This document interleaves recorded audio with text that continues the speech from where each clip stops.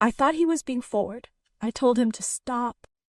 He said, "I've never seen a woman this beautiful." He said, "Seriously, you're like cream, honey, so sweet." He said my melons were huge, and honestly, he'd never seen melons that big. "Are you trying to drive me crazy? Snap out of it." I don't know what's up with guys. These days, they're obsessed with melons, especially big ones. Good evening to the most beautiful and sweetest followers in the whole world. You're lighting up the Culture Epic channel. A kiss of confusion flying to the most beautiful followers in the whole world, you tyrant.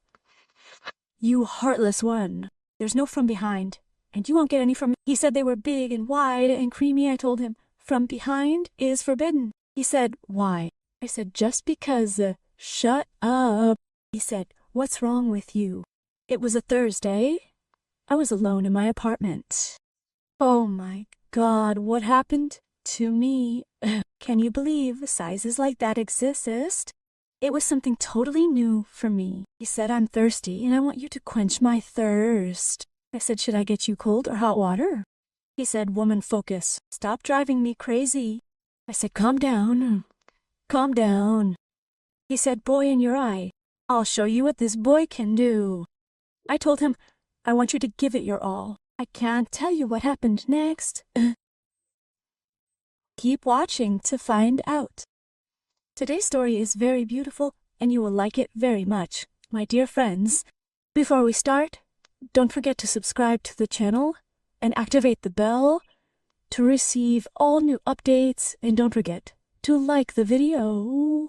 With best regards, Melhemet Culture Channel. I'm Mama. I'm 46 years old, and this is what happened to me. My children grew up and got married, and my husband traveled to the Gulf 3 years ago. At first, I kept telling myself it's okay. It'll only be a year or two, and we'll live comfortably. But the truth is, loneliness is merciless. The house became silent. The phone became silent. Even the mirrors stopped responding to me. Until that day came. It was a very hot day. The electricity was out, and the street was strangely quiet on it. I was sitting in the living room, drinking tea, opening the balcony window, hoping some air would come in. I got up to go to the kitchen to get something, and I heard a faint sound, like footsteps, like someone breathing, not far from me. I ran to see, and I found the back doors slightly ajar, and I was sure it was closed. My heart pounded, but I stood firm. I walked slowly and started searching, and suddenly I spotted him. It was a young man standing next to the refrigerator holding a small bag. He froze when he saw me, and I also fell silent for a moment. So the sorrish. Neither he nor I spoke. He looked at me and said, "I'm sorry. I was looking for something to sell. I didn't mean to harm you." What's strange is that for the first time in years, I felt like I wasn't alone in the apartment. I said to him, "You came in to rob me? Okay, take what you want, but don't break anything, don't ruin anything, and don't even hurt me." He said to me, "I can't find food. I came in through the window, and I don't even know what I'm going to do." He sat on the edge of the chair, and I stood far away. He began to tell me about his day, about his sick mother, about his job that he lost, and about the suffocation inside him. And I found myself sitting and listening and talking about my husband who forgets me there, about my children who are busy with their lives, about the loneliness that has become my companion. He said to me, "You're carrying all this inside you?" Honestly, folks, I forgot about the time. Honestly, it's not that he broke in to steal. I swear I was relieved to see him. I needed someone to talk to. Imagine my husband left 3 years ago and barely calls, maybe every 7 or 8 months walk. He doesn't care at all. It's awful. I don't know where he got this cold heart. Anyway, honestly, Avazul Sotia Aushi, Alvaroshil Hoppu, after he explained his situation, said he was starving and desperate, that's why he did it. And Asa, for forgiveness, it wasn't about the break-in. After work, I just needed something.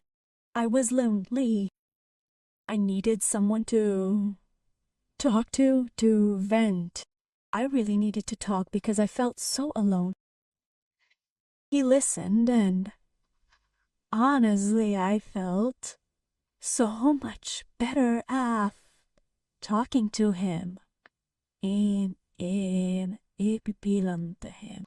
I didn't expect to open up like that. I even told him what I wanted and wished for.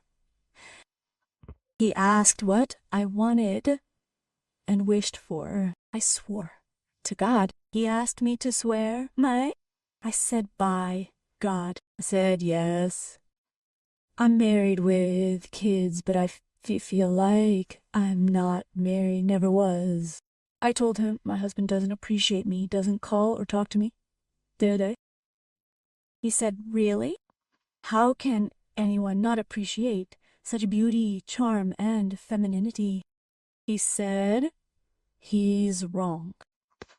I said sadly, he doesn't until the tree withered. He said the tree is really withered. He said, I'm also suffocating and upset because I'm lonely. I'm thirsty and need someone to quench my thirst, to feel me and appreciate me. It was tough for both of us. We both felt pain, sadness, and sorrow. You know when the world's against you or you feel alone. No one cares or appreciates you, even someone you love and are attached to, and I married him. But sadly, he doesn't even ask about you, like you don't exist in his life, like you're not important to him at all. Anyway, later I told him, I'm Savet. I'm upset, I'm lonely. Ina. He said there's no such thing as loneliness after I came into your life. I said, I don't understand. What do you mean? He said, let me tell you something. I said, yes. He said, just consider me your husband. I said, impossible, unbelievable, what are you saying? He said, just consider me your husband.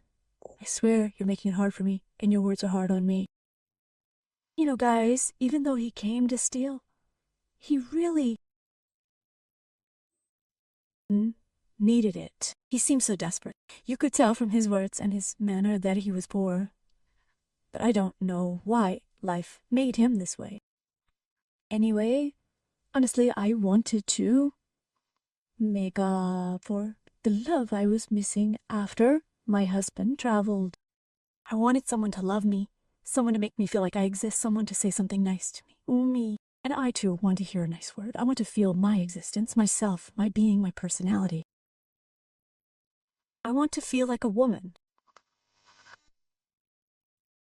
He said, you're beautiful. I said, ugly, of course. You know, guys, I made the biggest mistake of my life when I fell into the forbidden. I didn't want to fall into the forbidden, but it happened. How did this person affect me so much? He said, you're beautiful and gorgeous like the moon, and I swear, I loved you and became attached to you. I'll never forget you in my life. Honestly, guys, it was really a big deal. I was surprised. I thought, is this really happening? And honestly, I made up for all the days I felt lonely with this beautiful and sweet coincidence that happened to me. Anyway, my dears, after all that happened, and night we spent talking together. Of course, he didn't leave. He stayed a whole day. And I couldn't believe I found someone to listen to me, so I spoke and said everything inside me. Anyway, my dears, after an hour, he said, "I'm sorry. I made a mistake, but maybe God sent me to listen to you." And he left the lighter on the table and left quietly from the same window he came in through. The next morning, I woke up and found a small envelope in my bag. It said, "Don't let the world silence you. You're still alive." From that day on, something strange happened. Every day I'd wake up and look at the chair he sat in, the bag he left behind, still carrying his scent. I'd look around, wondering, did he really come or was I dreaming? But the envelope and the writing, that wasn't a dream. The lines were so simple. Road. Don't let the world silence you. You're still alive. That phrase kept echoing in my head. Days passed, and every day I remembered the details. He entered the apartment as a thief, but when he left, he stole something else. He took my fear and left me something called a voice. I wasn't just muted, I was extinguished.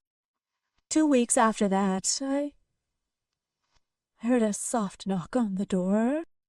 I thought maybe it's a neighbor, but when I opened it, I found a small envelope on the floor. Inside was another note. It said, "Do you still open the window?